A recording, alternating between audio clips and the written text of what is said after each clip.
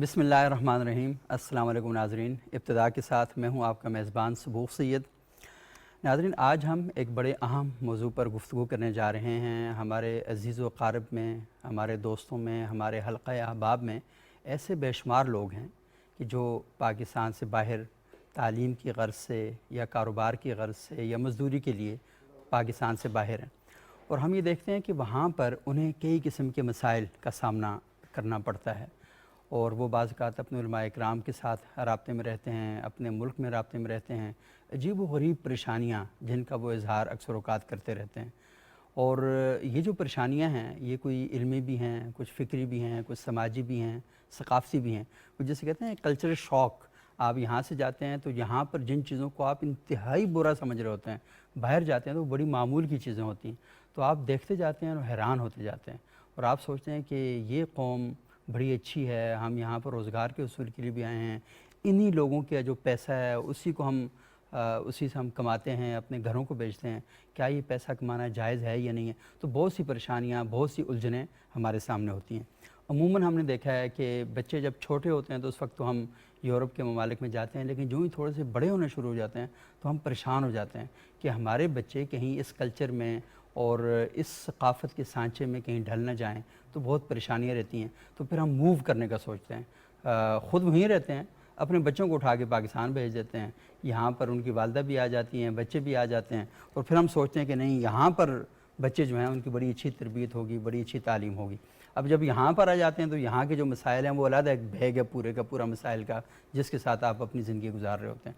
تو یہ موضوع بہت اہمیت کا حامل ہے، اور ہم یہ دیکھتے ہیں کہ ہماری فقہ کے اندر باقاعدہ اس پر بڑے ابواب ہیں۔ فقہ الاقلیات انہیں کہا جاتا ہے کہ وہ ملک جہاں پر آپ کی تعداد کم ہے، یا وہ ملک جہاں پر دیگر مذاہب کے لوگ ہیں ان کی جو تعداد کم ہے، اس کے بارے میں ہماری قرآن و حدیث کی جو رہنمائی ہے وہ ہمیں کیا کہتی ہے، کیا ہمیں گائیڈنس فراہم کرتی ہے۔ آج ہم صرف ایک حصے پر بات کریں گے، اور وہ حصہ یہ ہے کہ وہ لوگ جو مسلمان ملکوں سے کسی وجہ سے دوسرے ممالک چلے جاتے ہیں، وہاں پر ان کی زندگی کیسے گزرنی چاہیے، قرآن اور حدیث کی تعلیمات اس باب میں ہماری کیا رہنمائی کرتی ہیں۔ تو ہمارے پاس لیکن ایک بہت شاندار پینل آج موجود ہے، اور یہ وہ لوگ ہیں کہ جن کی زندگیوں کا ایک بہت بڑا حصہ جو ہے ان ممالک کے اندر ان کا بسر ہوا ہے۔ جناب حضرت مولانا اسد محمود مکی صاحب، یہ مکہ المکرمہ میں مقیم ہیں، لیکن ان کی جو دینی تعلیم ہے انہوں نے انگلینڈ سے حاصل کی، وہاں پر دارالعلوم ڈیوزبری ہے، وہاں پر انہوں نے تعلیم حاصل کی ہے، اور یہ مولانا عبدالحفیظ مکی تصوف کی دنیا کا ایک بہت بڑا نام ہے، ان کے خلیفہ ہیں، کئی تعلیمی ادارے انہوں نے قائم کیے ہوئے ہیں۔ بہت شکریہ مکی صاحب، آپ یہاں تشریف لائے۔ ہماری دوسری انتہائی معزز مہمان ہیں پروفیسر ڈاکٹر آسمہ گل صاحبہ، اور یہ سربراہ ہیں بایولوجیکل سائنسز کی بین الاقوامی اسلامی یونیورسٹی اسلام آباد میں، انہوں نے پوسٹ ڈاک کیا کیمبرج سے۔ بہت شکریہ ڈاکٹر آسمہ، آپ یہاں تشریف لائیں۔ ہمارے تیسرے انتہائی معزز مہمان ہیں جناب امتیاز گلیانوی صاحب، 23 سال سے یہ یورپ میں مقیم ہیں، اٹلی میں رہے، انگلینڈ میں رہے، اور انہوں نے ایک کتاب بھی لکھی ہے امتیاز نامہ کے نام سے، اور یہ 3 ہجرتوں کی داستان ہے۔ امتیاز گلیانوی صاحب کی یہ کتاب ہے، اور بڑی ضخیم کتاب ہے، تو انہوں نے اپنی جو زندگی کے تجربات ہیں ان ممالک میں وہ سارے انہوں نے اس کتاب میں بیان کیے ہیں۔ تو آج ہم ان اسکالر سے گفتگو کریں گے اور ان سے یہ جاننا چاہیں گے کہ ان کی اپنی زندگی کا جو حصہ ان ممالک میں گزرا، اس کے تجربات کیا ہیں، اور یہ کیا سمجھتے ہیں کہ وہاں پر لوگوں کو جو پرابلم ہیں ان کی نوعیت کیا ہے، اور ان پرابلمز کے جو حل ہیں وہ کیا ہو سکتے ہیں۔ تو مولانا اسد مکی صاحب، یہ تھوڑا سا بتائیے گا کہ ہمارے لوگ بہت پریشانیوں کا شکار رہتے ہیں، تو کیا بڑی پریشانیاں آپ نے ہمارے جو مسلمان ہیں ان ملکوں کے اندر ان کی دیکھی ہیں؟ آپ نے تو خود پڑھا بھی وہاں پر۔ بنیادی طور پہ دنیا میں کوئی بھی ملک اس وقت ایسا نہیں ہے جہاں کوئی پابند دین مسلمان زندگی گزارنا چاہے اور وہ گزار نہ سکے۔ صحیح۔ یہ گلوبل ولیج کا جو لفظ ہے یہ بڑا حقیقی لفظ ہے، صحیح۔ اور انسانی حقوق کی اتنی اویئرنیس ہو چکی ہے دنیا میں کہ آپ اپنے مذہب کی وہ خصوصیات جو ان کے قانون سے ٹکراتی ہیں آپ ان کو منوا سکتے ہیں۔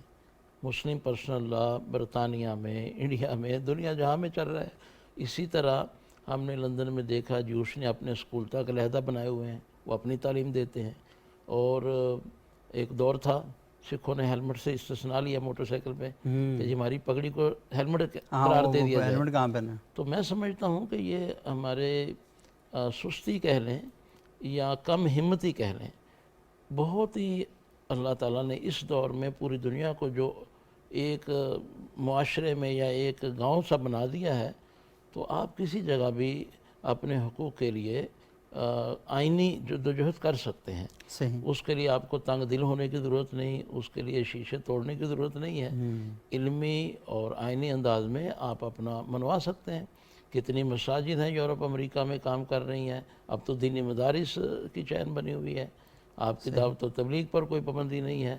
آپ کی اسلامی سیاست نہیں بلکہ جو سیاست بھی دیکھیں، لندن جو کہ ہارٹ آف دا یورپ ہے، آپ کا حافظ صادق صاحب وہاں ہیں. اور اسی طرح میرے علم کے مطابق اس وقت 19 بڑے شہر ہیں جہاں پر مسلمان میئر بنا ہوا ہے. صحیح. تو ان لوگوں نے ہم سے بہت پہلے انسانی آزادی کو جو سیکھا ہے، اس کا تقاضا ہے کہ وہ آپ کا رائٹ دیتے ہیں. صحیح. جیلوں کے اندر آپ کو حلال فوڈ دیتے ہیں، آپ کو جیلوں کے اندر 5 وقت نماز کے لیے انہوں نے پریئر روم بنا کر دے دیے ہیں. تو میں سمجھتا ہوں کہ یہ جو عمل کرنا نہیں چاہتے یا آزاد رہتے ہیں ان کو تکلیف ضرور ہوتی ہے. آپ نے بڑا اچھا تعارفی کلمہ کہہ دیا کہ وہ اپنی زندگی میں تو مزے لیتے ہیں، صحیح. جب بچے جوان ہوتے ہیں تو اب ان کو غیرت اور شرم یاد آتی ہے. نہیں، ایسا نہیں. جتنا آپ نے اپنی زندگی کو یا تو آپ وہاں کنٹرول کرتے ہیں. پھر وہ دعوے کرتے ہیں کہ ہم مغرب کو بہت اچھا جانتے ہیں. وہ ایک بڑا چھوٹا سا واقعہ ہوا. ایک آدمی ہمارے تعلیم کے دوران ہمارے پرنسپل صاحب کے پاس آئے، ہیڈ ٹیچر کے پاس، اور بہت روئے کہ بچی یوں چلی جاتی ہے، بچہ یوں چلا جاتا ہے. اب ہمارے لیے یہ نئی بات تھی، مکہ معظمہ کے ماحول سے اس طرح کی باتیں سننا، تو اندر سے قلب بالکل ٹوٹ پھوٹ گیا. صحیح. کہ ایک 60 سال کا 65 سال کا آدمی بچوں کی طرح رو رہا ہے. تو انہوں نے غور کیا ہیڈ ٹیچر نے کہ یہ بہت زیادہ اثر لے رہا ہے. تو کہنے لگے چلیں بشیر صاحب آپ کھانا کھائیں اور یہ کریں اور کریں. وہ کھانے کی طرف متوجہ ہوئے تو کہنے لگے جب آپ آئے تھے پاکستان سے 1960-62 میں، آپ نے یہی کچھ کیا تھا. کہتا او جی کچھ نہ پوچھیں، روز ایک نئی میم ہوتی تھی. تو پھر مجھے نے غور کر دیکھا کہ یہ اپنے وقت میں اگر اچھا مسلمان یا انسان بنتا تو آج بچوں کی کمپلین نہ ہوتی. یہ میرا بہرحال ایک ویو ہے کہ ہم خود سست ہیں وہاں، ورنہ دنیا میں مسلمان اور عملی مسلمان جہاں بھی زندگی گزارنا چاہے اس وقت گزارنے کا وقت ہے. کوئی آپ کو سجدے سے نہیں روکتا، کوئی حلال سے نہیں روکتا، لیکن آپ خود مطلب وہ ان ملکوں نے یہ قدر ڈیولپ کر لیا ہے کہ ہر قسم کی آزادی انسان کو میسر ہے. لیکن بعض آزادیاں ایسی ہیں کہ ہم یہ سمجھتے ہیں کہ ہمارا دین اسلام یا ہماری مشرقیت یا مشرقی ثقافت جو ہے وہ اس پر کوئی نہ کوئی قدغن لگاتی ہے. تو وہ جو بیریئر ہیں وہ ہمیں پریشان کیے دیتے ہیں. اچھا ڈاکٹر عاصمہ، میں تھوڑا سا آپ سے جاننا چاہوں گا کہ آپ نے پاکستان میں بھی تعلیم حاصل کی، وہاں پر بھی تعلیم حاصل کی، لازمی آپ نے دونوں ماحول دیکھے، اور ابھی آپ اسلامک یونیورسٹی میں پڑھا رہی ہیں، یہاں پر بھی ایک بڑا خاص قسم کا ماحول ہے. تو کیا فرق آپ دیکھتی ہیں تینوں جگہوں پر؟ جو بچے ہیں پڑھنے والے، تو کلچر کے حوالے سے اور وہاں کے جو ماحول ہے اس کے بارے میں پرابلم کہاں پر پیش آتے ہیں؟ جس طرح سے بات کی سر نے بات کی تو میں 100% اس سے ایگری کرتی ہوں، کیونکہ جو ان کا مائنڈ سیٹ ہے میرا بھی مائنڈ سیٹ آلموسٹ ویسا ہی ہے کہ پریکٹیکل مسلم کو شاید سیٹ آف مائنڈ ہو گیا آپ نے. کہنے کا مقصد یہ ہے کہ مجھے لگتا ہے کہ ایز اے سائنٹسٹ نا، مجھے لگتا ہے ہر ایک چیز مائنڈ سے ہی کنٹرول ہو رہی ہے. صحیح. ٹھیک ہے. ایز اے سائنٹسٹ اگر آپ دیکھیں سائنس ریشنلٹی پہ کام کرتی ہے نا، تو ایکچوئل میں تو مائنڈ ہی آپ کو سارے سگنلز اور سب کچھ جو ہے نا وہ آپ کی سگنل ٹرانسڈکشن اور سب کچھ وہیں سے کنٹرول ہو رہی ہے. تو آپ کا کہا جاتا ہے کہ مائنڈ آپ چینج کر لیں تو آپ کہیں پہ بھی جو ہے نا وہ ایک دنیا آباد کر سکتے ہیں. صحیح. تو یہ ویسے ہی نہیں کہا جاتا، اس کے اندر کنکریٹ ریئلٹیز بھی موجود ہے. مطلب میں جب یہاں سے گئی تو یہاں پہ تو ہم نے جس طرح سے ہم رہتے ہیں، سوسائٹی میں رہتے ہیں، ہم نارمز دیکھتے ہیں یہ تو میں جب وہاں پہ گئی تو مجھے لگا کہ بہت چینج ہوگا اور اس طرح سے ہوگا، لیکن پرسنلی کوئی پرابلم نہیں ہوئی نا. ایک میں واقعہ کروں گی جو جیسا سر نے کہا تھا کہ دل پہ کچھ چیزیں لکھی ہوئی ہوتی ہیں نا، میرے بھی دل پہ ایک واقعہ لکھا ہوا ہے. چونکہ میں اس وقت اسٹوڈنٹ تھی اور اسٹوڈنٹ کے پاس لمیٹڈ ریسورسز ہوتے ہیں، پیسہ کم ہوتا ہے، تھوڑے سے پیسے بھی کم ہوتے ہیں. میری بیٹی تھی اس وقت 1.5 ایئر کی نا، تو اس کو یورینری ٹریک انفیکشن ہو گیا. اچھا. جب وہ ایڈمٹ ہوئی کچھ دن ہاسپٹل، تو مجھے جب وہ ڈسچارج ہوئی تو انہوں نے مجھے نا دی پرسکرپشن دی کہ یہ میڈیکل اسٹور سے آپ کو میڈیسنز لینی پڑیں گی. اب میں میڈیکل اسٹور کی طرف جا رہی تھی، لیکن میرے مائنڈ میں یہ چل رہا تھا کہ پتہ نہیں کتنی مہنگی دوائیاں ہوں گی کہ میں جا کے لوں گی تو پتہ نہیں میرے پاس اتنے پیسے بھی ہوں گے یا نہیں ہوں گے. تو لیکن خیر میں وہاں پہ پہنچ گئی. جب میں پہنچی وہاں پہ اس نے مجھے میڈیسنس دی. میں نے کہا کہ ہاؤ مچ؟ تو وہ کہتی ہے کہ اٹس فری. تو آئی واز ریئلی شاکڈ کہ وائی اٹس فری. تو اس نے کہا کہ since your kid is like less than 18 years so it is free. ٹھیک ہے, آپ یقین کریں گے حضرت عمر یاد آ گئے مجھے. حضرت عمر یاد آ گئے. میں نے کہا یار یہ دیکھو وہ جو ہماری ٹیچنگس تھیں جو ہم پڑھتے تھے کتابوں میں, ٹھیک ہے, کہ حضرت عمر نے یہ قانون بنایا کہ بچوں کا وظیفہ ہوگا اور یہ ہوگا, یہ وہ اسکالرشپ ہے جو وہ دے رہے ہیں, یہ وہ انسینٹیو ہے جو وہ بچوں کو دے رہے ہیں. لیکن ہم اپنے کنٹری میں ہم کلیم کرتے ہیں کہ ہم مسلم کنٹری ہیں, ٹھیک ہے, لیکن وہاں پہ جو ہے ان چیزوں پہ وہی نہیں کیا جاتا. تو وہ نارمس جو ہیں, اور اسی طرح سے میرے ہسبینڈ جو ہیں وہ دن کو کہیں, وہ اسی دن ان کی فلائٹ تھی, اس کے بعد وہ کچھ گروسری کرنے وہ پہنچے وہاں پہ. تو جب وہ وہاں سے واپس آ رہے تھے تو ان کے پاس ظاہر ہے ابھی تک ہمارے پاس وہ اس طرح سے نہیں تھا جس طرح ایک سیٹل ہو جاتا ہے بندہ تو اس کے پاس سارے ریسورسز ہوتے ہیں. ان کے پاس بیگ نہیں تھا, یہ وہی جو بیگ ہوتے ہیں جو شاپرز ہوتے ہیں ان میں چیزیں. تو وہ کسی نا اس نے دیکھا ان کو, ایک انگلش وومن تھی مطلب کافی ایجڈ سی, اس نے ان کو دیکھا تو اس کے پاس بیگ تھا. اس نے نا ان کو کہا کہ آپ بہت مشکل میں جا رہے ہیں تو آپ ایسے کریں کہ یہ بیگ میرا لے لیں. اس نے زبردستی ان کو وہ بیگ دیا کہ آپ, وہ ٹرالی بیگ تھا نا, اس نے ان کو وہ دیا کہ آپ یہ لے کے جائیں. وہ بیگ آج تک ہمارے گھر میں موجود ہے. صحیح. تو مطلب بندہ حیران رہ جاتا ہے کہ دیکھیں ان کی جو ہے نا وہ دیکھیں رحم دلی دیکھیں, ان کے ایتھکس دیکھیں, ان کی موریلٹی دیکھیں.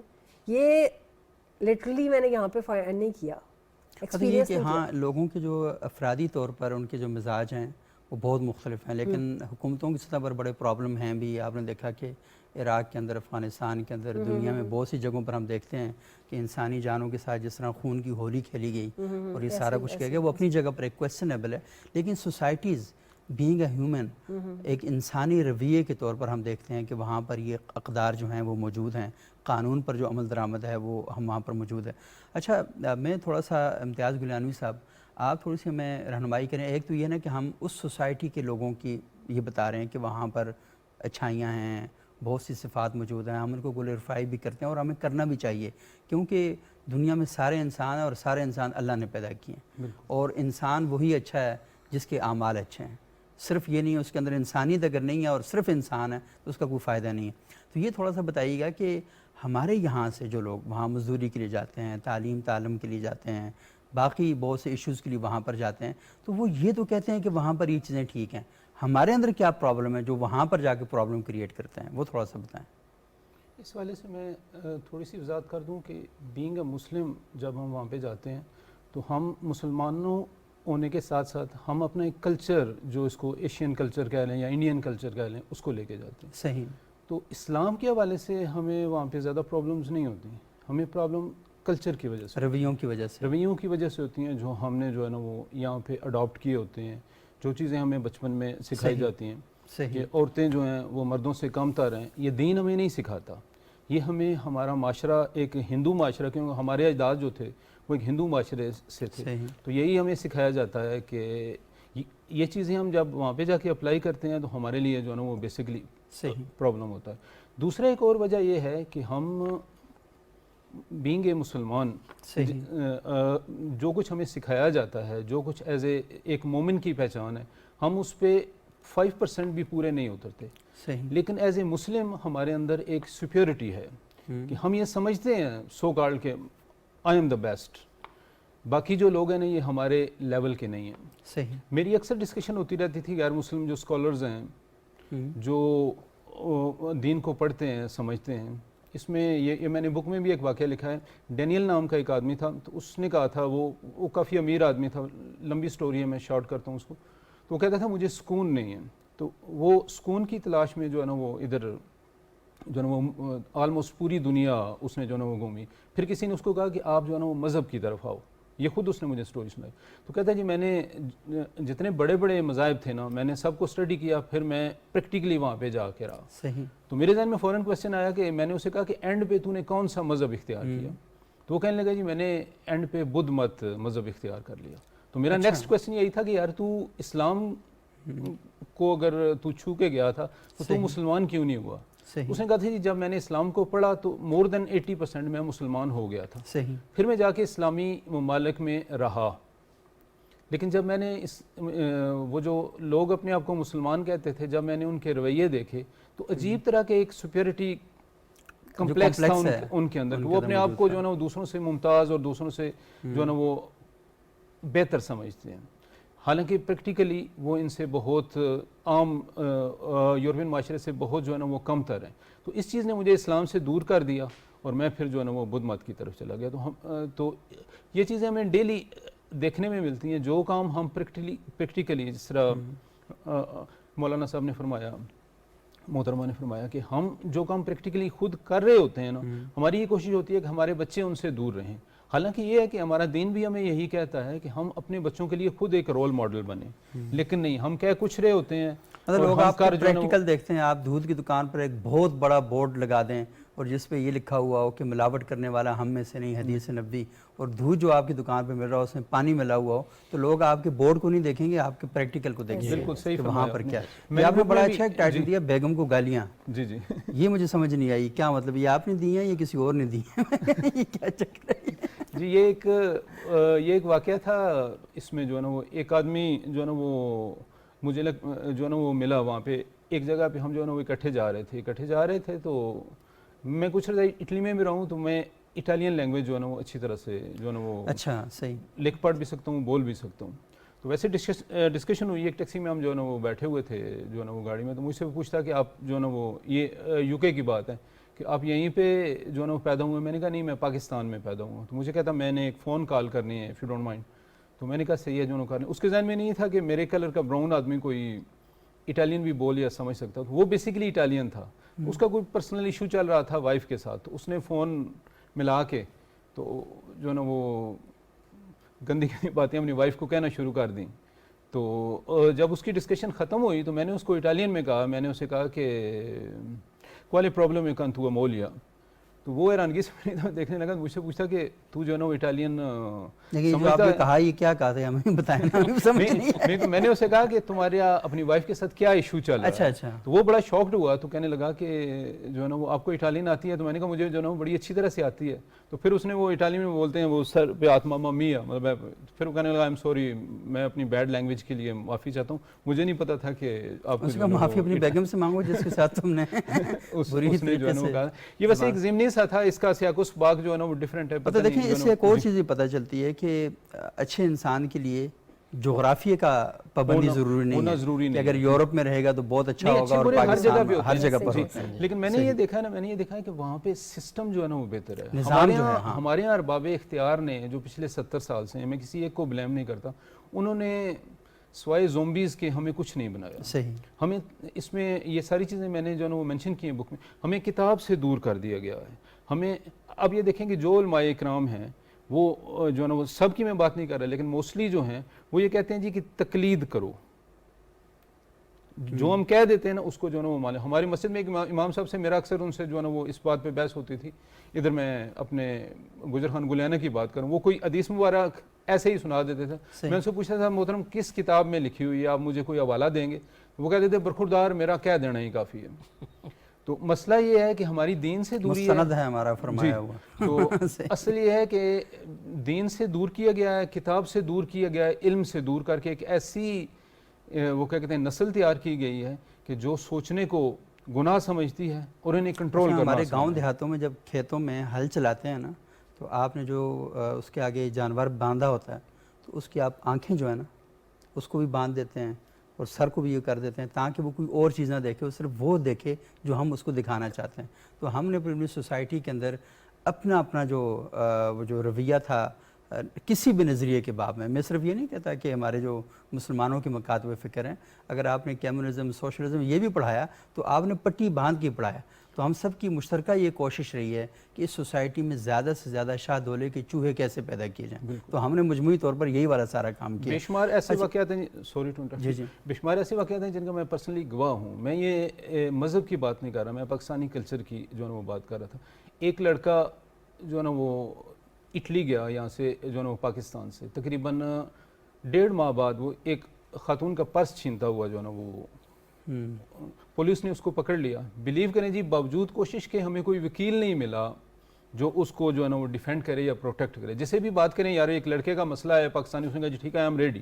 جب اسے پتہ چلا کیس کیا ہے، یار ایک خاتون بوڑھی عورت تھی، اس کا پرس چھین کے بھاگا، اس نے کہا جی میں تو نہیں اس کو ڈیفینڈ کر سکتا، میں کیسے اس کو ڈیفینڈ کروں؟ اب یہ چیزیں جو ہے نا وہ اب جب وہاں پہ ہائی لائٹ ہوتی ہیں تو کیا ہوتا ہے، بس اس کی بدقسمتی تھی پاکستان ہوتا تو یہاں تو پورا بار روم اس کو میسر آ جاتا. بالکل ہمارے یہاں جو ہے نا المیہ یہ ہے کہ ہماری ایز اے قوم، ایز اے نیشن تربیت نہیں کی گئی. پھر ہمارے یہاں ایک اور بھی پرابلم ہے کہ ہم اپنے آپ کو دوسروں سے سپیریئر سمجھتے ہیں. مجھے آج تک اس کی وجہ نہیں سمجھ آئی کہ ہمیں کون سے سرخاب کے پر لگے ہوئے ہیں جو دنیا میں کسی اور قوم کو نہیں لگے ہوئے کہ ہم ہر جگہ پہ اپنے آپ کو بہتر جو ہے نا وہ سمجھتے ہیں. ایسے ہی یہ بہت ہی اہم اور امپورٹنٹ باتیں ہیں اور بڑی غور کرنے والی باتیں ہیں ناظرین کہ ہم اپنے آپ کو بڑا سپیریئر سمجھتے ہیں اور وہی بات ہے کہ اس کی بھی کچھ نہ کچھ گہرائیاں موجود ہیں کہ وہ آخر ہم کیوں سمجھتے ہیں. کیونکہ جو بندہ بھی فارغ ہوتا ہے وہ کہتا ہے نا کہ وہ تم کسی نے پوچھا کہ تم کرتے کیا ہو، اس نے کہا کہ میں 6 دن ویلا رہنا تے اتوار میں چھٹی کرنا. تو یہ جو ویلے لوگ ہوتے ہیں نا ان کی بھی عجیب نفسیاتی قسم کی الجھنیں اور گرہیں ہوتی ہیں. ایک چھوٹا سا وقفہ لیتے ہیں، وقفے کے بعد دوبارہ جب آپ کی خدمت میں حاضر ہوں گے تو اس موضوع سے متعلق چند اہم اور ضروری باتیں ان کو ہم زیر بحث لائیں گے.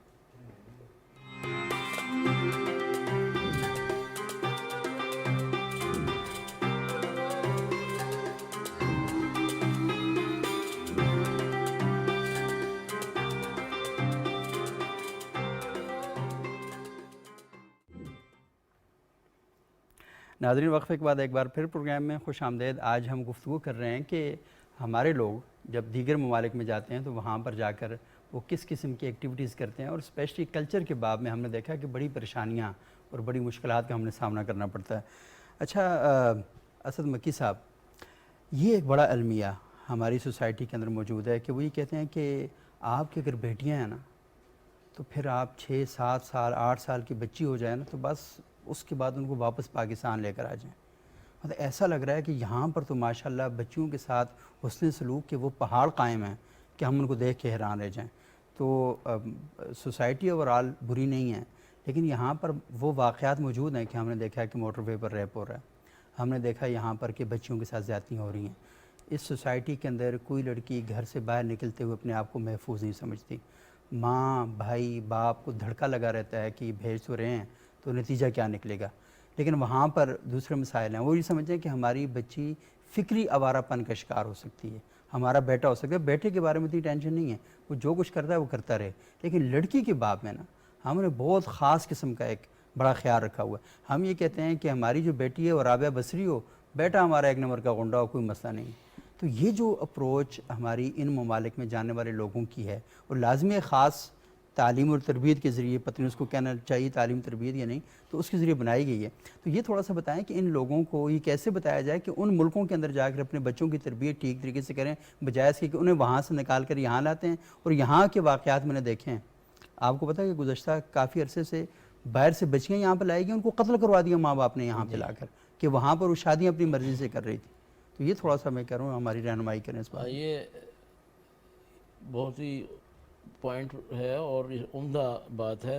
در حقیقت یہ ہمارے ہی پاکستانی معاشرے کی یہ بات ہے. صحیح. نہ یہ عربوں کو پیش آ رہا ہے، نہ افریقی مسلمانوں کو پیش آ رہا ہے. صحیح. اور ہمارے ہاں جو ڈاکٹر صاحب نے فرمایا وہ بالکل صحیح بات ہے کہ ہماری ثقافت کا جو زوم ہے نا، صحیح، کہ بھئی یہ تو اب ہماری غیرت کا مسئلہ بن گیا ہے. تو یہ مسئلہ اس وقت بھی کسی کی غیرت کا تو تھا جب آپ آزاد تھے. صحیح، بالکل. اس بیٹی اس عورت کے ماں باپ کی بھی غیرت کا مسئلہ تھا. میرے خیال میں بہت سارے قومیں، خاص طور پہ میں ذکر ضرور کروں گا، انڈیا گجرات کی قوم ہے جو 150 سال سے مختلف ممالک میں آباد ہے، اور ساؤتھ افریقہ میں تو 250 سال ہونے لگے. صحیح. آج تک ان کو یہ مسئلہ پیش نہیں آیا. اور وجہ یہ ہے کہ انہوں نے اپنے گھر کو ایک دینی دائرے کے اندر ماحول کو رکھا. خود بھی وہ کام نہیں کیے کہ کل کو اولاد کو روکیں تو وہ سوال اٹھائے صحیح. کہ آپ تو اسموکنگ کرتے ہیں اور ہمیں کہتے ہیں اس سے کینسر پیدا ہوتا ہے. ایسے ہی. ہمارے ہاں تضاد یہی آتا ہے کہ ہم بہت آزاد، دیکھیں دیہاتوں سے ہم گئے نا، مزدور طبقہ گیا.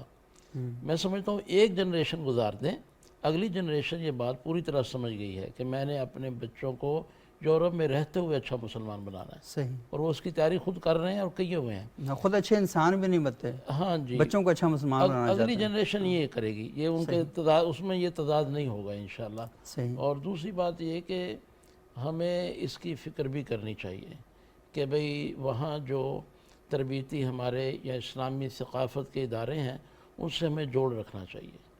یہ بڑی ایک اہم بات ہے. اچھا حضرت، بات آپ نے بڑی اہم کی ہے کہ آپ اپنے بچوں کو، اپنی اولادوں کو اسلام کے جو مراکز ہیں، مساجد ہیں، مدارس ہیں، ان سے جوڑ کے رکھیں. لیکن ایک اور مسئلہ بھی ہمارے سامنے درپیش ہے، وہ یہ ہے کہ یہاں سے جو لوگ گئے ہیں، بھلے ان کا تعلق کسی بھی مسلک کے ساتھ ہے، وہ دیوبندی ہیں، بریلوی ہیں، مکتب تشیع سے تعلق رکھتے ہیں یا اہل حدیث حضرات ہیں، یہ یہاں سے گئے ہیں تو اپنے فرقے، اپنے مسالک، اپنے مباحث، اپنے مناظرے ساتھ لے کر وہاں چلے گئے. اب وہاں پر جب گئے تو ان بچوں نے دیکھا، کیونکہ ان بچوں کو تو اوپن ماحول مل گیا وہاں پہ، انہوں نے دیکھا کہ اس مسجد کی اس مسجد سے لڑائی ہے، اس مسجد کی اس مسجد سے لڑائی ہے. تو وہ یہ کہتے ہیں کہ اگر ہم ان کی طرف جاتے ہیں تو ساری زندگی کیا ہم نے لڑائی جھگڑے میں گزارنی ہے؟ جی. تو وہ دیکھتے ہیں کہ ابو تو جڑے ہوئے ہیں مولوی صاحب کے ساتھ، بیٹا کہہ رہا ہے میں کیوں جڑوں بھائی؟ یہ تو جو مسجد سے مجھے تربیت دی جا رہی ہے یا جو باتیں کی جا رہی ہیں اس کے نتیجے میں پوری سوسائٹی سے ڈسکنیکٹ ہو رہا ہوں. اور دوسرا ایک اور وہ مسئلہ جو سمجھتا ہے وہ یہ سمجھتا ہے کہ یہ فرقہ وارانہ موضوعات ہیں اور میرے لیے لائف میں پرابلم کریٹ کر سکتے ہیں، کیونکہ انہی جگہوں سے جڑے ہوئے لوگ بعض اوقات انتہا پسندی کی طرف بڑھے اور پھر نتیجے کے طور پر دہشت گردی اگلا سٹیج ان کا بن گیا. تو یہاں پر بھی ایک بڑا پرابلم پیدا ہو رہا ہے. یہ بہت عمدہ پوائنٹ ہے کہ ہمیں اپنی علاقائی فرقہ واریت کو ان ملکوں میں بالکل فروغ نہیں دینا چاہیے. صحیح. یہاں پر بھی نہیں دینا چاہیے. جی یہاں بھی یہاں تو معاشرہ ہضم کر گیا نا، بہت بڑا معاشرہ، لیکن وہاں بالکل نہیں ہونا چاہیے، نہیں کرنا چاہیے. اور اگر کوئی بات ہو، دیکھیں بہت سارے یہاں تک نوبت آئی ہے، ہم نے بھی بھگتا ہے انگلینڈ میں کہ 3 عیدیں ہو رہی ہیں. بالکل ہاں. اب یہ بڑے مسائل تھے وہاں. صحیح. اتفاق ہوا کہ جی مراکش کے چاند پہ عید کرنے، چونکہ اقرب الی البلاد ایک فقہی مسئلہ ہے. صحیح. کہ قریب ترین جو ملک ہے وہاں جو چاند نظر آ جاتا ہے، ہلال نظر آ جاتا ہے، اس کے پر کر لیں. اس پر نہیں چلے. پھر اس کے بعد طے ہوا کہ ایسا کریں کہ سعودیہ کے ساتھ کر لیں. اب یہ بات فقہی تھی، کسی ایک ملک کے ساتھ کرنا ہے، چونکہ وہاں پہ اس زمانے میں جن ایام جون جولائی میں یہ رمضان آتا تھا تو وہاں پہ شفق احمر، شفق ابیض وغیرہ کا معاملہ بڑا گہرا تھا، پتہ ہی نہیں چلتا تھا کب، اور چاند تو بالکل نظر نہیں آتا تھا جسے ہلال ہم کہتے ہیں. تو ہمیں اس کو کور کرنا چاہیے اور اپنی اسلامی مجبوری سمجھنا چاہیے. صحیح. ہم سمجھتے ہیں کہ ہمارا دینی حق ہے کہ ہم اپنے مسلک پہ قائم رہیں، آپ ضرور رہیں. شناخت کا مسئلہ بنا دیتے ہیں. یعنی مجھے یاد ہے کہ جو طلبہ ہمارے ساتھ او لیول وغیرہ کرتے تھے تو بتاتے تھے ہمارا ٹیچر ہنس رہا ہے کہ تمہاری آدھی کلاس کل عید منانے گئی تھی، آدھی آج منانے گئی ہے، تو کرسمس پر تو اتفاق کر لو. تو یہ پیغام، بالکل یہ پیغام ہائی لائٹ ہونا چاہیے کہ ہم تقسیم ہیں اپنے ملکوں میں، باہر جا کر ہم ایک اور ایسے لوگ جو ہیں وہ دین کی خدمت نہیں کر رہے بلکہ وہ شر نہیں وہ تو پروموٹ کر رہے ہیں وہاں. یہ بات صحیح ہے، اسلام کے قریب نہیں لاتے وہ لوگ، اور یہ تنفر کا ایک ذریعہ ہے. اور نئی اولاد جو ہے وہ خود دین سے دوری کا یہ ایک سبب ہے، اس کا ایک سبب بنتی ہے. اور پھر وہ گلی کے نکڑ پر بیٹھ کر یہ مشورے کر رہے ہوتے ہیں کہ ہماری اولاد بڑی خراب ہو گئی ہے. اچھا ڈاکٹر آسمہ، ایک اور بڑا ایشو جو میں نے خود بھی ایکسپیرینس کیا جرمنی میں، کہ جب آتی ہے نا کرسمس کا موقع آتا ہے تو ہم دیکھتے ہیں کہ ہمارے کلاس فیلوز، ہمارے دوست احباب، وہ ہمیں اپنی کرسمس پارٹی میں اپنے گھروں میں بلاتے ہیں. اور خصوصاً وہ بچے جو دور دراز کے ممالک سے آئے ہیں، کہ یونیورسٹیز میں چھٹیاں ہو جاتی ہیں تو ان کو باقاعدہ سیلیبریشن کے لیے اپنے گھروں میں بلاتے ہیں. لیکن جب عید کا موقع آتا ہے تو میرے کئی دوستوں نے کہا کہ آپ لوگ ہمیں عید کے تہوار پہ نہیں بلاتے، ہمیں اپنی خوشیوں میں شریک نہیں کرتے، اور وہ فریسکو سویٹ بھی نہیں کھلاتے نا، وہ کہتے ہیں آپ کی خوشیوں میں شریک ہیں، تو یہ معاملہ بھی نہیں کرتے. تو یہ جو ایشو ہے، کیا آپ نے بھی اس کو ایکسپیرینس کیا اور کیسے آپ نے دیکھا اسے؟ صاحب مجھے لگتا ہے کہ ہر طرح کے افراد نا، ہر کلچر کیونکہ ہے ہی پوری ہارمنی پورے کے پورے انڈیویجولس کا، تو مجھے لگتا ہے کہ کسی بھی کلچر میں اور کسی بھی سوسائٹی میں نا ہر طرح کے پائے جاتے ہیں، افراد پائے جاتے ہیں. صرف ہم یہ ایکسکلوسیولی نہیں کہہ سکتے کہ وہاں پہ سب کچھ ایسا ہے، مطلب ہم اس کو یونیورسل نہیں کر سکتے. یہاں پہ بھی چیزوں کو ہم یونیورسل نہیں کر سکتے، مطلب وہاں پہ بھی لوگ ایسے ہیں جو کہ اس طرح سے ان کی ہائی مورل ویلیوز ہیں یہ، اور وہاں پہ بھی لوگ ہیں جو کہ کرپٹ ہیں، یہاں پہ بھی لوگ ہیں جن کی ہائی مورل ویلیوز ہیں اور یہاں پہ بھی لوگ ہیں جو کہ کرپٹ ہیں. تو یہ ہر جگہ پہ جو ہے نا وہ ہے. اور جو جس طرح سے آپ نے یہ کہا کہ ہم ایسا کیوں نہیں کرتے، مطلب یہ بھی سمپل ایتھکس میں ہی آ سکتے ہیں نا. اب اس میں تو آپ کو مذہب نہیں روک رہا ہے نا، آپ کو مذہب نہیں روک رہا، کوئی چیز نہیں کری کہ آپ جو ہے نا وہ اس طرح سے کریں، اس طرح نہیں کریں. سمپل ایتھکس ہے کہ کوئی آپ کے ساتھ اچھائی کرتا ہے، آپ بھی اس کے ساتھ اچھائی کریں گے. ایسے ہی ہے.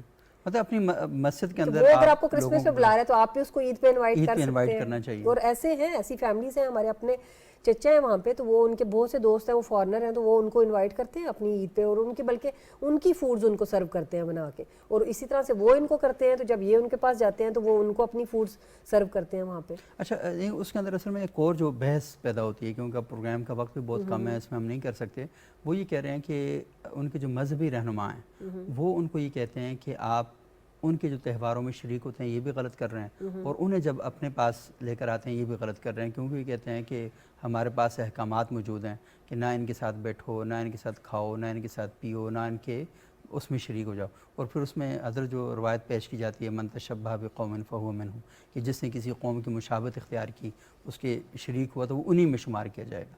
یہ ایک جو مسئلہ ہے ہمارے سامنے. مجھے لگتا ہے کہ ہم نے نا چیزیں ٹھیک ہیں, وہ جو ٹیچنگز ہیں نا وہ ٹھیک ہیں, لیکن ہم نے ان کو انٹرپریٹ غلط کر لی اور ہم نے ان کو اپلائی بھی ڈفرینٹ جگہوں پہ کر دیا. صحیح, بالکل. مطلب جہاں پہ اپلائی کرنا چاہیے تھا اس کو وہاں پہ اپلائی نہیں کیا, اس کو کہیں اور اپلائی کر دیا نا. جس طرح سے ایک ہے کہ جب مطلب سود کا نظام تھا اس کو تو آپ نے نہیں چھوڑا, اس کو نہیں کر لیا, لیکن یہاں پر آپ کر رہے ہیں. ٹھیک ہے. تو دیکھیں اصل میں یہ ہوتا ہے اپنی انڈیویجویلٹی, اسلام ہمیں یہ بتاتا ہے اپنی انڈیویجویلٹی کو مینٹین رکھتے ہوئے آپ نے اڈاپٹ کرنا ہے. یہ ہے بنیادی نقطہ, یہ بنیادی نقطہ ہے بالکل, ہاں, کہ اپنی انڈیویجویلٹی کو مینٹین رکھنا ہے آپ نے, اور پھر آپ نے اڈاپٹ کرنا ہے نا. جب وہ مسئلہ آیا کہ وہ 10 محرم کا روزہ جو ہے اس سے پہلے نہیں, 10 محرم کا یوم شورا کا, یوم شورا کا, ہاں 10 محرم, کہ وہ روزہ جو ہے نا وہ رکھتے تھے, یہودی بھی رکھتے تھے پہلے, تو حضور اکرم صلی اللہ علیہ وسلم نے کہا نہیں ہم نا 2 رکھ لیں گے, وہ تو میرے بھائی ہیں, موسیٰ بھی میرے بھائی ہیں, لیکن ہم نے کیا کریں گے ان سے ڈفرینٹ نظر آنے کے لیے ہم 2 رکھ لیں گے. تو کہنے کا مقصد اسلام نے تو اتنی زیادہ ہمیں اسپیس دی ہے. اور حضور اکرم صلی اللہ علیہ وسلم نے جب حبشہ بھیجا تھا تو وہ نجاشی کرسچن تھا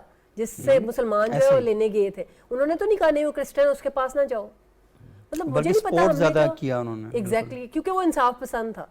تاریخ کے یہ پہلو ہمارے لوگوں تک نہیں پہنچائے جا رہے. ہمارے نا لوگوں نے اپنی مرضی کے حساب سے جو اسلام کی ٹیچنگز ان کو پسند آتی ہیں نا ان کو اپنا لیا, اپنے کلچر کے قریب نظر آتی ہیں تو ان کو اڈاپٹ کر لیتے ہیں. نہیں کلچر کے قریب بھی نہیں میں کہہ سکتی, اسلام جو ہے وہ ہر کلچر میں فٹ ہوتا ہے. نہیں میں کہہ رہا ہوں کہ وہ چیزیں انہوں نے اڈاپٹ کر لی جو اسلام کی وہ تعلیمات جن کو لگا نا کہ ہاں یہ ہمارے فائدے کی, جو ان کو اپنے فائدے میں نظر آئے. تعلیمات کا جسے کہتے ہیں نا پورا ادراک نہیں ہے, پورا ادراک نہیں ہے. دیکھیں یہی جو حدیث آپ نے کوٹ کی کہ بھئی اتنی مخالطت نہ کرو غیر مسلموں سے, پھر یہ فرمایا کہ ان کی تشابہ اختیار نہ کرو.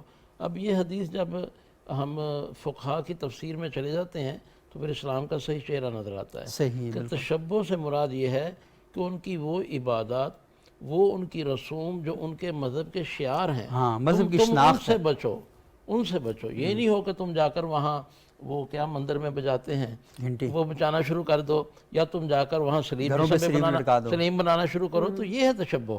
صحیح, ورنہ تو یہ تو نہیں ہے کہ اگر وہ پیزا کھاتے ہیں تو ہم بھی پیزا نہ کھائیں, اگر وہ برگر کھاتے ہیں تو ہم بھی. تشبہ شعار دین کے لیے ہوتی ہے. اور جو مجالست کے بارے میں جیسے فرمایا بہت پیارا نقطہ اچھا بیان کیا کہ اپنی حیثیت کو نہ بدلنے دو, اپنی حیثیت کو اس میں پورا وہ مستحکم ہو اور ان کے ساتھ کرو. اگر آپ ان کو ملیں گے نہیں, دیکھیں فقہ حنفی میں تو باقاعدہ کفار کو حرمین میں نہ روکنے کا کہا گیا ہے, اور امام صاحب کا مذہب یہ ہے کہ اگر کفار شان اسلام نہیں دیکھیں گے تو اسلام سے متاثر کیسے ہو گئے. صحیح بات ہے, بالکل. یہ ائمہ ثلاث کا مذہب ہے, صحیح, مالک, حنبلی, حنفی, تینوں کا مذہب ہے کہ حرمین میں کفار کو آنے سے نہ روکو. وہ اس لیے ابھی وہاں پہ انہوں نے کہا تھا نا کہ وہ جو صرف غیر مسلموں کا داخلہ بند ہے وہ ختم کر دیا. میرے خیال میں یہ سوال میرے فائنل ایئر میں بھی آیا تھا یہاں وفاق میں, تو میں نے انہیں جب یہ کہا تو بڑے حیران ہوئے ہمارے استاد کہ ہم تو آج تک یہ تو سیاسی فیصلہ تھا. اچھا, یہ جو ہمارے فقہ کے ائمہ ثلاث یعنی یہ کون کون ہیں؟ امام شافعی, امام مالک, امام احمد جن کی حکومت ہے, حنبلی حکومت ہے, ان تینوں کا مذہب ہے کہ غیر مسلم حرمین میں آئیں. امام شافعی کا مذہب تھا کہ نہیں ان کو نہ آنے دیں. اور انہوں نے جو حکومت نے فیصلہ کیا وہ ایک مسلک پہ کیا, چونکہ جن حالات میں یہ حکومت بنی تھی پوری دنیا میں ایک عالمی جنگ تھی, تو ان کی سلطنت اور قوت اور سطوت نہ واپس آ جائے. تو یہ ایک سیاسی فیصلہ تھا. آج اس کے وہ نہیں ہے تو آنا چاہیے. آ رہے ہیں فٹ بالر بھی آ کے مکہ اسٹیڈیم میں کھیل رہے ہیں, اور انجینئر آ کے مختلف 5 اسٹار ہوٹلوں کو دیکھ رہے ہیں. یہ کوئی اتنا اہم مسئلہ نہیں تھا. میں نے جیسے پہلے عرض کیا کہ بہت سارے مسائل کو ہم نے اہم بنایا اپنی عادت سے, اپنی ضرورت سے. تو وقت آ گیا کہ دین جو ہے نا وہ جیسے ہے ویسے ہی بیان کیا جائے. صحیح. مسئلے کو سمجھے بغیر ہم نے اس پر بحث شروع کر دی, جانا ہی نہیں کہ اس کی گہرائی میں. سمجھے جو مجھے 45 منٹ روکا میرے ایگزامر نے کہ آپ نے یہ کیا کہا کہ یہ شرعی مسئلہ ہی نہیں ہے. ہر تو تم نے کبھی مکہ نہیں گئے؟ تو میں نے عرض کیا جی یہ فقیر وہیں سے آیا امتحان دینے. تو فرمانے لگے کہاں سے آئے ہو؟ صحیح. تو میں نے بتایا, عرض کیا جگہ جگہ آپ کو بورڈ نظر نہیں آتے. تو میں نے پھر یہ پڑھا ہوا تھا معارف القرآن میں, یہ پوری تفصیل ہے. صحیح. کہ بھئی مفتی شفیع صاحب کی, مفتی شفیع صاحب کی, کہ یہ سیاسی فیصلہ تھا کہ بھئی جنگیں ہوئی ہیں, اگر آج 2 آئے 4 آئے 200 400 آئیں گے, پھر مسلح آئیں گے. ابھی ایک واقعہ میں نے ایک یوٹیوبر کے ہاں سے دیکھا چند دن پہلے. تو اس نے ایک کور کیا ہے تبوک کے قریب ایک علاقے کو, وہاں پہ لکڑی کا جہاز پڑا ہوا ہے جو کم از کم 70 میٹر. اس نے بتایا یہ جہاز ایک سیاح کا تھا, جنگ عظیم میں یہ استعمال ہوا, اس نے خرید لیا. وہ اپنی بیوی کے ساتھ سیاحت کر رہا تھا, تو یہاں صحرا میں رات گزارنے کے لیے جہاز اتار لیا. آس پاس جو سیکورٹی ادارے تھے انہوں نے سمجھا یہ جہاز جو ہے یہودیوں کا آ گیا ہے یہاں پہ, تو فائرنگ کر کے دونوں میاں بیوی کو اڑایا, اور وہ جہاز آج بھی کھڑا ہے. تو وقت بدلتا ہے. آج الحمدللہ وہاں ہر ایک کو اجازت ہے, آتے ہیں سیاحت کر رہے ہیں. تو پھر ان کو وہاں سے بتایا کہ اٹھا کر جدے لے جایا گیا, ان کو بچا لیا گیا, علاج ہوا. تو بہت ساری چیزیں دین کے اندر میں سمجھتا ہوں حالات کو نہ سمجھنے کی وجہ سے پیدا ہوئی.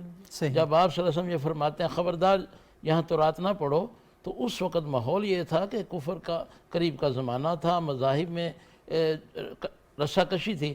آج الحمدللہ یہ ہے کہ وہ ماحول نہیں ہے. آپ تحقیق کی غرض سے, تعلیم کی غرض سے, ہر انسان پڑھے, ہم بھی پڑھتے ہیں, نہیں پڑھیں گے تو ان کے باتوں کا جواب سمجھیں گے کیسے, اور ان کو کیسے وہ یہ کریں گے.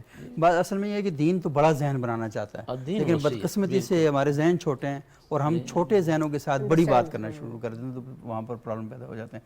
اچھا امتیاز گلیانوی صاحب, آپ کی جو اپنے تجربات ہیں, آپ نے بہت ہی شاندار تجربات ہمارے ساتھ شیئر کیے کہ وہاں پر یہ ساری چیزیں. میں تھوڑا سا یہ کرنا چاہوں گا کہ خصوصاً جو میں ڈاکٹر آسمہ صاحبہ سے سوال کیا کہ کلچر کے باب میں وہاں پر ہمیں بڑے پرابلم کا سامنا جو ہے وہ ہمیں پیش آتا ہے, اور پھر فرقہ وارانہ نوعیت کے جو ایشوز ہیں وہ بھی ہیں. آپ کیا سمجھتے ہیں, آپ کا اپنا 23-24 سال کا جو ایکسپیرینس ہے, کیا آپ نے حاصل کیا کہ ایک پاکستانی یا ایک مسلمان دنیا میں کہیں سے وہاں جائے, کس طرح اپنی زندگی گزارے وہاں پہ؟ آپ کے سوال کے 2 حصے ہیں. پہلے میں اس کے یہ جو مسائل ہیں وہاں پہ پاکستانی اور مسلمانوں کے, ان کی تھوڑی سی وضاحت کر دوں, پھر میں اس کی سلوشن کی طرف آؤں گا. کیونکہ تقریباً پچھلے 12 سال سے ہم پریکٹیکلی اس پہ ورک آؤٹ کر رہے ہیں کہ ہم ان مسائل سے کس طرح سے نمٹیں. زیادہ تر پرابلم یہ ہے جی کہ ہمارے ہاں جو مسائل پیدا ہوئے ہیں نا, وہ ہوئے ہیں نیم ملا کی وجہ سے. زیادہ تر جو امام مسجد بنے ہیں وہی پرانے تھے, کسی گاؤں محلے سے اٹھ کے چلے گئے, کوئی تعلیم نہیں ہے, کوئی نالج نہیں ہے, ایکسپوئر کوئی نہیں ہوتا ان کے پاس. ان کے والے سے ایک بڑا مشہور ایک لطیفہ آج کل یو کے میں بڑا گردش کر رہا ہے کہ کہتے ہیں کہ کسی گاؤں کے ایک مولوی صاحب تھے, تو وہ چلے گئے لنڈن کی کسی جامع مسجد میں, تو 2-3 جمعے انہوں نے وہاں پہ پڑھائے, واپس آ گئے. تو واپس آ کے وہ گاؤں کے لوگوں کا مجمع لگا ہوا تھا, تو وہاں پہ آ کے کہنے لگے جی میں انگلینڈ گیا تو میں نے وہاں پہ دیکھا جی سنی, شیعہ, وابی, بریلوی, دیوبندی سارے ایک ہی مسجد میں نماز پڑھیں. تو وہ بندے آپس میں سرگوشیاں کرنے لگے, کہنے لگے یار یہ مولوی صاحب کیا بات کر رہے ہیں, یہ اس طرح تو ہمارے یہاں تو نماز ہوتی ہی نہیں ہے. یہ جب مولوی صاحب نے دیکھا نا کہ یار یہ جو مجمع ہے یہ ٹوٹ رہا ہے, انہوں نے کہا پھر اللہ تعالیٰ نے بڑا فضل کی تھا, میں تقریر کی تھی تو سارے انہوں میں وکھرے وکھر کر کے آئے ہوں. لوگوں نے کہا جی نعرہ تکبیر, تو کیا آپ نے اپنا کام کر دیا. اصل المیہ ہمارے یہاں یہ ہوا ہے. تو میں نام نہیں لیتا, بڑے مشہور ایک مولوی صاحب ہیں, وہاں پہ گئے, اسی طرح انہوں نے جو فرقہ وارانہ وہاں پہ تقریر شروع کی, تو میں نے انہیں منع کیا. تو پھر ایک بات میں نے کہی تھی جو انہیں خاصی بری لگی, میں آپ کے پروگرام کے حوالے سے میں شیئر کر دوں. میرا یہ ذاتی خیال ہے, آپ اختلاف کر سکتے ہیں, کہ اگر دنیا میں کبھی اسلامی انقلاب آیا نا تو وہ یورپ والی سائڈ سے آئے گا, کیونکہ وہاں پہ جو عام انسان ہے نا اس میں وہ بنیادی خرابیاں نہیں ہیں. سچ بولتا ہے, ٹھیک ہے, منافقت نہیں کرتا, غیبت نہیں کرتا, جان بوجھ کے کسی انسان کو تکلیف نہیں دیتا. یہ ایک عام معاشرے میں آپ کو جو ہے نا وہ چیزیں ملیں گی. تو ہمارے یہاں تو منافقت کوٹ کوٹ کے بھری ہوئی ہے. میں نے ان صاحب سے کہا تھا, میں نے کہا تھا جی دیکھیے ویسے آپ کی سوری بات کاٹ رہا ہوں, منافقت پیدا کیوں ہوتی ہے نا کہ جب آپ کرنا کچھ اور چاہ رہے ہوں اور سوسائٹی اس کو قبول نہ کر رہی ہو, تو نتیجے کے طور پر پھر آپ کیا کرتے ہیں؟ انفرادی جگہ پر وہی کچھ کرتے ہیں اور اجتماعی جگہ پر آپ چیمپئن بن جاتے ہیں، نہیں میں تو یہ نہیں کرتا۔ تو مسئلہ یہ ہے کہ منافقت تو پیدا وہیں ہوگی کہ جہاں پر انسان سے اس کے بنیادی حقوق، اس کی بنیادی آزادیاں سلب کر لی جائیں گی، تو نتیجے کے طور پر منافقت پیدا ہوگی وہاں۔ یہ بات پھر جو ہے نا ارباب اختیار کی طرف جاتی ہے کہ اب یہ دیکھیں نا کہ ہمارے ہاں خاص کر پچھلے 30-35 سالوں میں یہ چیز زیادہ آئی ہے کہ ہر چیز کا معیار ہم نے پیسہ بنا لیا ہے۔ اخلاقی اقدار جو ہیں ان کا کہیں ذکر نہیں ہے۔ مجھے بڑی تکلیف ہوتی ہے جب میں کسی پرانے دوست کے بارے میں پوچھتا ہوں، کسی کالج فیلو کے بارے میں، یار اس کا کیا حال ہے، تو مجھے پتہ ہے آگے سے جواب کیا ملتا ہے، یار اس نے بیریا ٹاؤن میں کوٹھی لے لی ہے۔ مطلب یہ جواب ہے اس کا کہ یہ ایک جس نے بیریا ٹاؤن میں کوٹھی لے لی ہے مطلب اس کو کوئی پرابلم نہیں ہے یا اس کو کوئی مسئلہ یا مسائل نہیں ہے۔ مطلب انسان کا جو معیار ہے وہ اخلاقیات نہیں رہی، اخلاقیات نہیں، صرف اور صرف پیسہ رہ گیا۔ تو جب یہ معیار ہوگا تو پھر کون اخلاقیات کی طرف جائے گا؟ حلال حرام کا تصور جو ہے نا وہ خود بخود ختم ہو جائے گا کہ جب آپ کی ویلیو ہی آپ کی بڑی گاڑی دیکھ کے کی جائے گی، آپ کی بڑی کوٹھی دیکھ کے کی جائے گی۔ رشتے ناتے جو ہے نا وہ ان لوگوں سے کیے جائیں گے جو زیادہ امیر ہوں گے یا زیادہ پیسے والے ہوں گے، تو کون جو ہے نا ہو جائے گا؟ حالانکہ یورپین معاشرے میں ایسی چیز میں نے نہیں دیکھی۔ اٹلی میں بھی میں رہا ہوں، باقی یورپ بھی تقریباً سارا میں نے گھوما ہوا ہے۔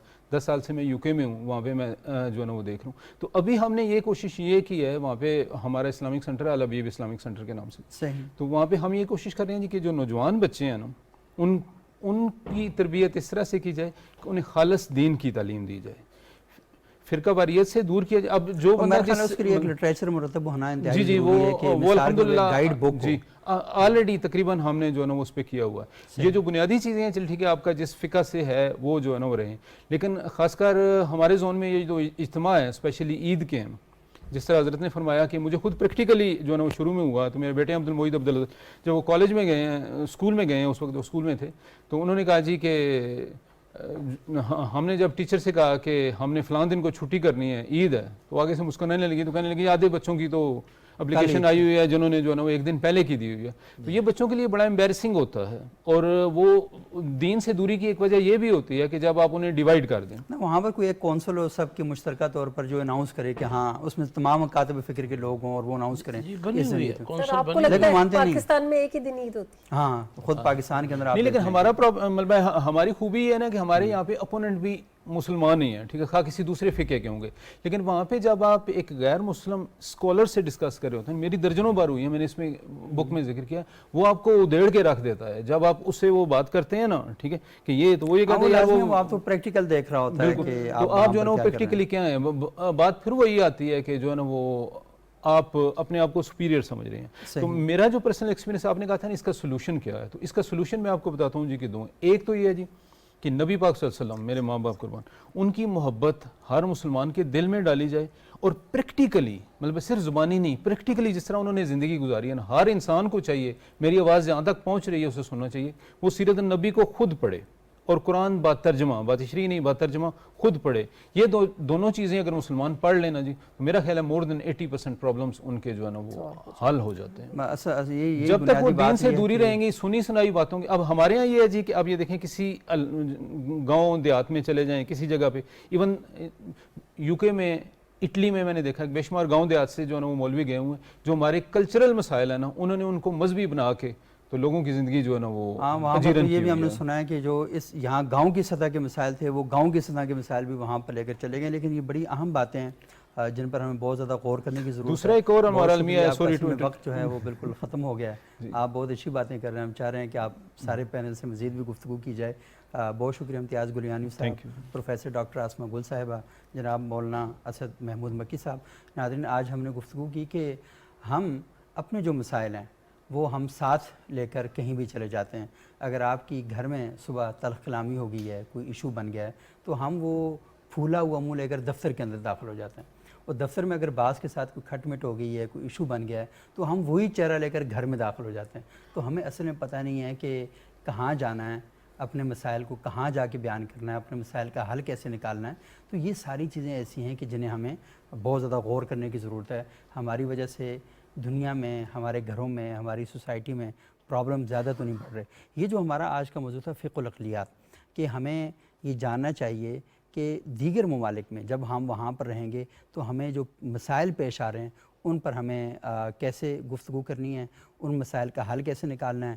ہم یہ نہ ہو کہ وہاں سوسائٹی میں جو یہاں کی شرانگیزی ہے اس شرانگیزی کو وہاں پر جب لے کے چلے جائیں گے تو لازمی آپ پوری دنیا میں ایک شناختی کارڈ تو آپ کی جیب میں ہے اور ایک شناختی کارڈ آپ کے عمل کا ہے، اور وہ جو شناختی کارڈ لوگ آپ کی جیب والا نہیں دیکھیں گے، وہ شناختی کارڈ وہ دیکھیں گے جو آپ پریکٹیکلی کر رہے ہیں۔ تو وہ جو شناختی کارڈ ہے وہ پورے پاکستان کا چہرہ، پوری دنیا میں اس کا تاثر خراب کرنے میں بہت بڑا رول پلے کرتا ہے۔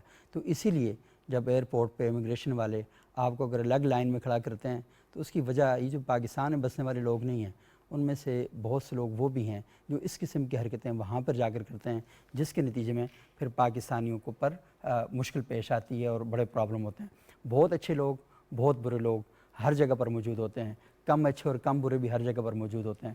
اصل چیز یہ ہے کہ اپنے آپ کو اچھے اخلاقیات کے ساتھ اور ان چیزوں کے ساتھ جوڑ کر ایک متوازن شخصیت جو ہے وہ پیدا کرنی چاہیے۔ اس موضوع پر ہم مزید بھی گفتگو کرتے رہیں گے۔ اگلے پروگرام تک کے لیے اجازت دیجیے گا۔ بہت شکریہ۔